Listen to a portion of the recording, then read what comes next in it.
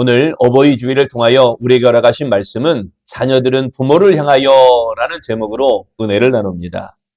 미국의 20대 대통령 제임스 가필드는 효성이 지극한 인물입니다.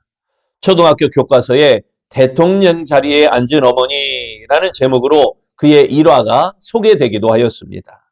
가필드는 가난한 집에서 태어나 어렵게 공부하였습니다. 학교에는 들어갔지만 책을 살 수가 없어서 남의 책을 빌려 공부해야만 했습니다. 어머니는 가필드에게 자주 말했습니다. 얘야, 너는 세상의 아이들 중에 매우 불행한 아이다. 어미가 부모 노릇도 제대로 못해 미안하구나. 그러면 가필드는 밝은 얼굴로 이렇게 대답합니다. 어머니, 걱정 마세요. 친구 중에 나보다 더 가난한 아이도 있는걸요. 저는 반드시 훌륭한 사람이 되겠어요. 그래, 부디 훌륭하게 되어 남을 도울 수 있는 사람이 되어라. 가필드는 어머니의 말씀을 깊이 새기고 공부하여 훗날 대학교 총장이 되었고 1881년 미국 제20대 대통령으로 취임하게 되었습니다. 취임식 날 가필드는 늙으신 어머니를 모시고 단상 위로 올라갔습니다. 대통령이 앉을 자리에 어머니를 앉게 했습니다. 그리고 가필드는 옆에 선 채로 취임식을 진행했습니다. 가필드는 취임 연설에서 이렇게 말했습니다. 국민 여러분, 저를 대통령이 되도록 보살펴 주시고 이끌어 주신 분은 여기 어머니입니다. 그 어머님을 이 자리에 모시고 나왔습니다. 오늘의 이 영광은 오로지 어머님이 받으셔야 합니다. 그러자 우리와 같은 박토 소리가 그치지 않았다고 합니다. 가필드 대통령의 지극한 효성은 오늘 현대인들이 꼭 본받아야 될 효행일까 생각합니다. 하나님은 부모님을 귀하게 여기는 자를 귀하게 여기십니다. 부모도 자녀를 축복해야 하지만 자녀도 역시 부모님을 축복해야 합니다. 그래야 삶의 축복의 단비가 내릴 것입니다. 부모가 자녀를 위해 기도하고 축복하는 것만큼 자녀가 부모에게 감사와 사랑을 표현하는 것도 큰 힘이 되기 때문입니다. 결국 서로를 귀하게 여길 때 그 관계 속에서 삶의 단비 같은 축복이 내리는 것입니다. 하나님은 부모에 대한 불효를 하나님을 공경하지 않는 것이다 라고 하셨습니다. 신명기 27장에 12가지 저주받을 행위들에 대해서 나오게 됩니다. 그 첫째가 우상 숭배에 대한 저주이고 그 둘째가 불효에 대한 저주입니다. 이를 거꾸로 말하면 최고의 축복의 원리는 하나님을 섬기는 것이고 또한 부모님을 섬기는 것이다 라고 할 것입니다. 부모와 자녀가 서로 존중하고 사랑해야 합니다. 부모 공경은 단순한 도덕적 의무가 아니라 하나님께서 직접 축복을 약속하신 계명이기 때문입니다. 하나님은 부모에게 효도하는 사람에게 축복의 문을 활짝 열어주시는 줄로 믿습니다. 그렇다면 자녀들은 부모를 향하여 첫째, 순종하라 라는 것입니다. 아까 20대 대통령을 말했습니다만 미국의 초대 대통령은 조지 워싱턴이죠. 그는 어릴 때부터 바다를 참 좋아해서 선원이 되는 것이 그의 꿈이었습니다. 그는 선장이 되어 바다를 헤쳐나가는 바다 사람이 되어야겠다 이렇게 생각했습니다. 어느 날 선원이 되려고 떠나며 인사를 드렸더니 어머니는 아무 말도 하지 않고 아들의 손을 꼭 잡고 울기만 했습니다. 그때 워싱턴은 생각을 바꾸었습니다. 어머니 눈에 눈물을 흘리게 하면서 내 꿈을 좇을 수는 없다. 차라리 꿈을 버리더라도 어머니께 순종하자. 결국 조지 워싱턴은 선원의 꿈을 포기하고 어머니의 뜻에 순종하였습니다. 그 후 그는 남북전쟁을 승리로 이끌었고 미국의 초대 대통령이 되었습니다. 만약 그때 어머니를 떠났더라면 선장이 되었을 수는 있었을 것입니다. 그러나 자기의 뜻을 버리고 어머니의 뜻을 따르는 순종을 택하였더니 운명이 바뀌어 버린 것입니다. 어머니가 나보다 지혜롭고 어머니가 나보다 경륜이 있으시니까 그 어머니께 순종하였던 것입니다. 본문 20절에 말씀합니다. 자녀들아, 모든 일에 부모에게 순종하라. 이는 주 안에서 기쁘게 하는 것이니라. 여기에 순종하라 이 말은 주의에서 듣고 그대로 따른다라는 의미입니다. 말씀을 주의에서 듣는 것이 순종입니다. 효도의 시작은 들음에서 시작되는 겁니다. 아버지의 말씀 잘 듣는 것, 어머니의 말씀 잘 듣는 것, 순종이 없으면 참된 자유가 없습니다. 참된 자유를 위해서 법이 필요한 것입니다. 신호등이 없으면 안전하고 자유로운 운전을 할 수가 없는 것이죠. 법은 자유를 제한하는 것이 아니라, 자유를 제한하고 통제하는 것이 아니라 법은 자유를 지켜주는 것입니다. 그러므로 법을 잘 지켜야 됩니다. 그 법을 잘 지키는 삶은 부모에게 순종하는 것부터 시작되어야 하는 것입니다. 자녀들아, 부모가 내 뜻에 응해줄 때만 순종하지 말고 모든 일에 순종하라. 모든 일에 부모님께 순종해야 한다는 주님의 말씀인 것입니다. 부모님의 뜻에 자신에게 동의될 때만 순종하는 것, 그것은 쉽습니다. 내가 이해되고, 내가 긍정되고, 내가 수긍될 때 순종하는 것, 그거는 쉬워요. 그러나 진정한 순종은 순종하기 힘들고, 부모님의 뜻이 내 뜻에 맞지 않아도 순종하는 것입니다. 하나님은 온전한 순종을 기뻐하십니다. 신앙이 좋다 이런 말은 하나님을 기쁘시게 하는 것입니다. 그런 의미에서 신앙이 좋은 것을 나타내는 결정적인 지표는 부모님께 순종하는 삶을 사는가 하는 것입니다. 부모님께 순종하지 않고 좋은 신앙인이 될 수는 없습니다. 그래서 초대교회는 효와 신앙을 하나의 개념으로 이해하고 그대로 순종을 강조하였던 것입니다. 부모님께 순종하는 삶은 하나님을 기쁘시게 하는 신앙의 지표입니다. 그러므로 부모의 말씀에 순종하는 마음, 그 마음을 갖는 우리 아름다운 가정들이 되시기를 축원합니다. 두 번째, 자녀들은 부모를 향하여 공경하라라는 것입니다. 유대인의 지에서 탈무드, 이 탈무드에 진짜 아들이라고 하는 글이 하나 있습니다. 어느 부부에게 두 아들이 있었습니다. 하루는 아내가 다른 사람에게 속삭이는 이야기를 남편이 듣게 되었습니다. 두 아들 중 한 아이가 남편의 아들이 아니라는 것입니다. 놀라운 사실은 아이가 그 사실을 알고 있었다는 것입니다. 몇 년 후 남편이 나이 들어 중병에 걸렸고 죽을 것을 짐작하고 유서를 썼습니다. 내 핏줄을 타고난 아들에게 전 재산을 준다. 그 아버지가 죽자 유서는 재판관에게 넘어갔습니다. 재판관은 두 아들 중 누가 진짜 아들인지 가려내야만 했습니다.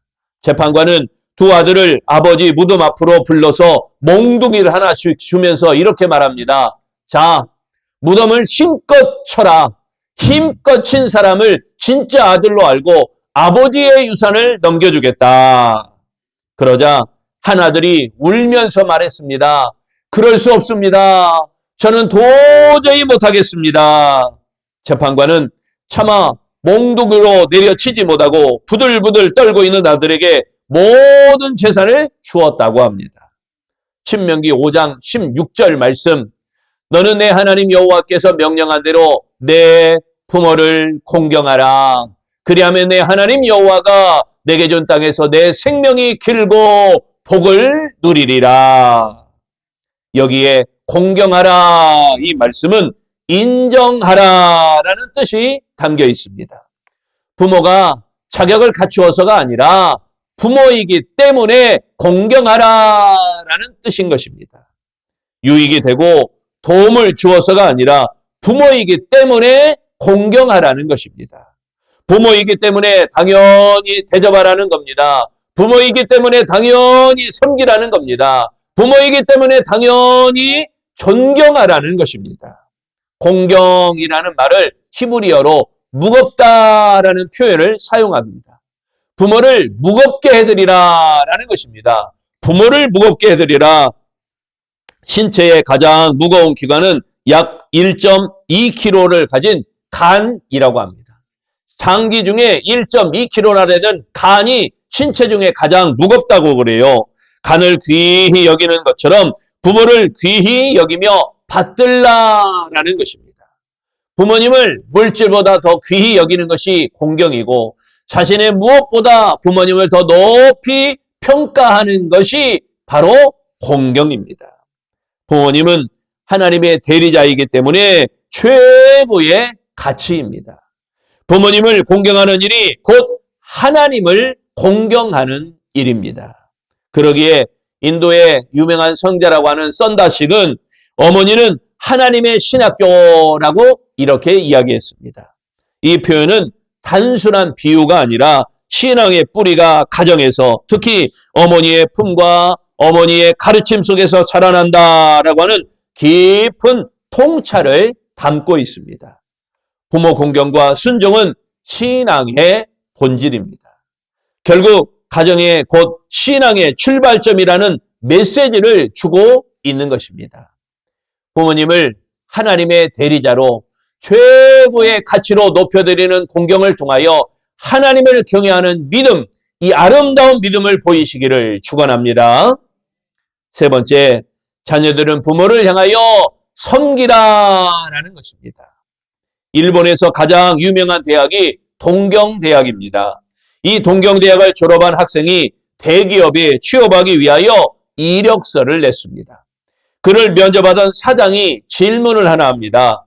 부모님을 목욕시켜드리거나 닦아드린 적이 있습니까? 한 번도 없습니다. 그러면 부모님 등을 긁어드린 적은 있습니까?